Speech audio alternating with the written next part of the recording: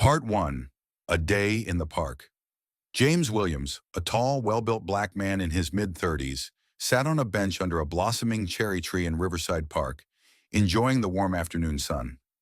It had been a long week, filled with late nights and early mornings at the FBI office, and he finally had the chance to catch his breath. James adjusted his sunglasses, leaned back, and opened a book he'd been meaning to read, a crime novel he'd been savoring page by page whenever he found a quiet moment. The park was relatively empty, save for a few joggers and a family having a picnic not far away. As James turned the page, he heard the crunch of footsteps approaching. He glanced up to see a police officer in a blue uniform making his way toward him. The officer was broad-shouldered, with a rigid posture, and as he got closer, James noticed a hardened look in his eyes. "Afternoon," the officer said, his voice sharp and authoritative. "Mind telling me what you're doing here?" James sat up a bit, closing his book carefully. "Just enjoying the park, officer. It's a nice day." The officer, whose name tag read Winters, narrowed his eyes. "You got some ID on you?" James tilted his head slightly, trying to keep his tone calm and measured. "Is there a problem? Am I doing something wrong?" Winters crossed his arms and leaned forward, his presence looming over James. "Just asking a question. It's part of my job to keep the park safe, you know? Now can I see some identification?" James sighed inwardly, knowing this wasn't going to be a quick conversation.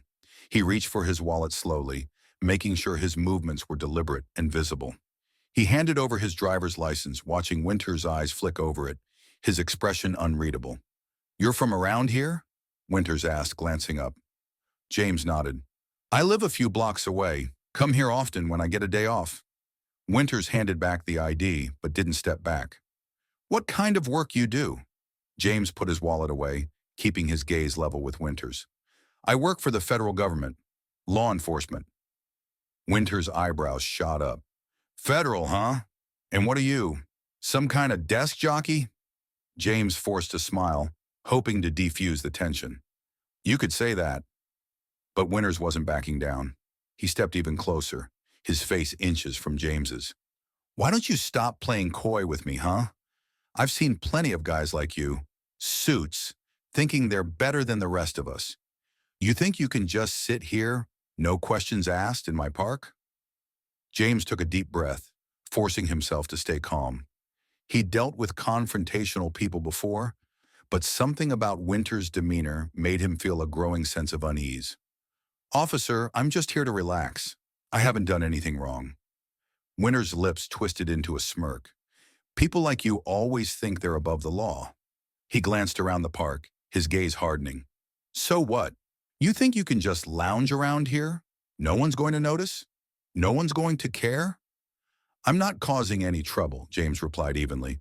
"Just enjoying my day off, like anyone else." But Winters wasn't having it. He straightened up and took a step back, his hand resting on the baton at his waist. "I think it's time you came with me. I don't know who you think you are, but around here we don't tolerate loitering." James blinked, his heart sinking. "Loitering? I'm sitting on a park bench. That's hardly a crime." Winters' face hardened. "You think you're real clever, huh? I'm not asking. I'm telling. Stand up. Hands where I can see them." A few people nearby were starting to notice, their curious glances quickly turning to alarm. James could feel the weight of their stares, the embarrassment mixed with the frustration bubbling inside him. He considered his options, but the last thing he wanted was to escalate the situation further. Reluctantly, he stood, raising his hand slightly. Winters immediately moved behind him, pulling out a pair of handcuffs. "You're under arrest for loitering and refusing to comply with a lawful order." "This is absurd," James said, his voice rising. "I haven't done anything wrong." Winters tightened the cuffs, a smug expression on his face. "I guess you'll have plenty of time to think about that back at the station." As Winters led him away, James glanced over his shoulder, catching the eyes of the family he'd seen earlier. Their expressions were a mix of shock and pity. It felt surreal, being paraded through the park in handcuffs, guilty of nothing but sitting on a bench. The police car was parked at the entrance, and Winters practically shoved him into the back seat. James tried to keep his breathing steady, to remind himself that he'd done nothing wrong, but the indignity of it all gnawed at him. He thought about his role at the FBI, the countless hours he'd put in protecting people like Winters. It felt like a betrayal, a slap in the face to be treated like this. The ride to the station was silent, save for the occasional glance Winters threw his way in the rearview mirror, as if sizing him up. James stared out the window, the cityscape passing by in a blur, his mind racing with a mixture of anger and disbelief. How had something so simple turned into this? When they arrived at the station, Winters yanked him out of the car, leading him inside without a word. The other officers barely glanced up as they passed, too accustomed to the steady stream of people coming through the doors. Winters pushed him toward an empty holding cell, unlocking the door with a flourish. "Wait here," he said, a smirk on his face. "Maybe I'll let you out when you've had time to cool off." James stepped inside, feeling the cold metal of the cell bars close in around him. He sat on the bench, trying to steady his thoughts, but the anger was overwhelming. He'd worked so hard to get where he was, to make a difference in the world. And now he was sitting in a cell because one man had decided he didn't belong in a public park. An hour passed, then another, the minutes dragging by in an agonizing crawl. Occasionally an officer would walk by, casting a curious glance his way, but no one stopped to talk. He was alone, left to stew in the injustice of it all. Just when he was starting to lose hope, he heard the sound of footsteps approaching. He looked up to see a familiar face. Captain Harris, his old friend from the FBI, standing outside the cell with a look of astonishment on his face. "James," Harris asked, his voice filled with disbelief, "what on earth are you doing in here?" James stood, relief flooding through him. "Long story, Captain, but I could use a hand getting out." Harris nodded, pulling out a set of keys and unlocking the cell. "I'll deal with Winters. This is beyond unacceptable." As James stepped out, he caught a glimpse of Winters in the doorway, his face pale as he realized the mistake he'd made. James met his gaze, a flicker of satisfaction in his eyes. There was no need for words. Winters knew he'd been wrong, and now he'd have to face the consequences. But as James walked out of the station, he felt a strange sense of calm settle over him. He'd come face to face with Prejudice, but he'd walked away stronger, knowing that no matter how people tried to put him down, he would always rise above. Part 2. The Reckoning. As James stepped out of the holding cell, the coldness of his surroundings melted away, replaced by the warmth of the open air and the weight of Captain Harris's hand on his shoulder. The station buzzed with murmurs, officers exchanging glances as they realized what had happened. James noticed the shock spreading across their faces as whispers passed from one to another. "He's FBI.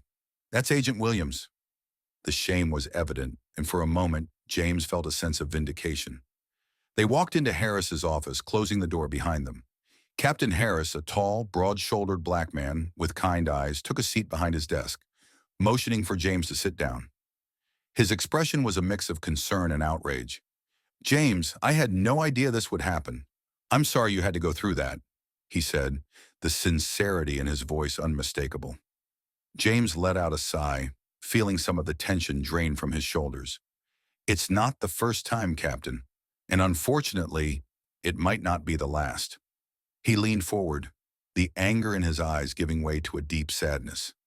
"But it's different this time.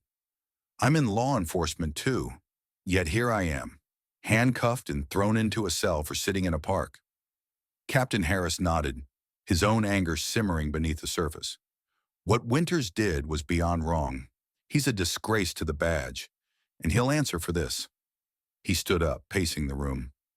"James, I've been in this field for decades, and while things have changed, there are still too many like him out there, thinking they can treat people however they want just because of the color of their skin."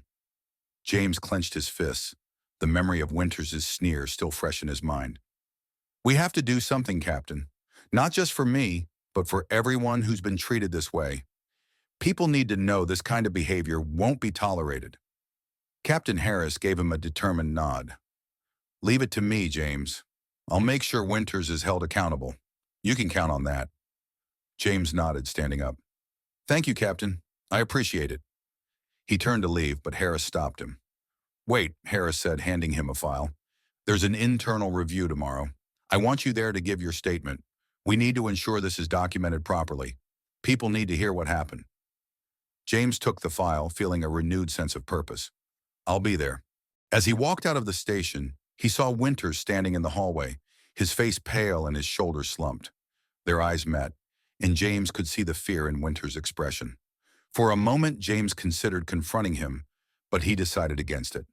The system would handle Winters now, and James had more important things to focus on. The following day, James arrived at the police department for the review. The room was filled with senior officers, board members, and community leaders. Captain Harris stood at the front, his presence commanding respect. James took a seat near the back, listening as the panel began discussing the case. When it was his turn to speak, he stood up, addressing the room with a calm yet firm voice. He recounted the events of that afternoon, describing in detail the prejudice and aggression he'd faced. His words echoed through the room, leaving a profound impact on everyone present. He spoke not just for himself, but for every Black person who had ever been treated unfairly, whose dignity had been stripped away because of someone else's ignorance and hatred. By the time he finished, the room was silent. Captain Harris stood, his voice filled with determination. This department is committed to serving and protecting everyone, regardless of their race, background, or status. What happened to Agent Williams was a gross injustice, and we will ensure that those responsible are held accountable. The board members nodded in agreement, their faces reflecting a shared sense of resolve. James felt a sense of hope, knowing that his voice had made a difference. After the review, James met with Captain Harris in his office once more. You did good today, James. Your words reached people. They'll remember this. James smiled, the weight on his shoulders feeling a little lighter. Thank you, Captain. It means a lot to have your support. As he left the station, he saw a group of people gathered outside, holding signs with messages of support. Some of them recognized him, offering words of encouragement and gratitude. James felt a surge of pride, knowing that he had turned a painful experience into a powerful message for change. The days that followed were filled with news coverage and public discussions about the incident. James became a symbol of resilience and justice, inspiring others to stand up against discrimination. He continued his work at the FBI, but he also took on a new role as an advocate for equality, speaking at events and sharing his story with anyone who would listen. As for Winters, he was suspended and eventually removed from the force, his actions serving as a stark reminder of the consequences of prejudice. James knew that the fight for justice was far from over, but he also knew that every small victory brought them one step closer to a world where everyone was treated with respect and dignity. In the end, James's experience in the park became more than just a painful memory. It became a catalyst for change, a story of courage and perseverance that reminded people of the power of standing up for what's right. And as he looked toward the future, he felt a renewed sense of purpose, knowing that he would continue to fight for a world where no one had to face the kind of hatred he had endured.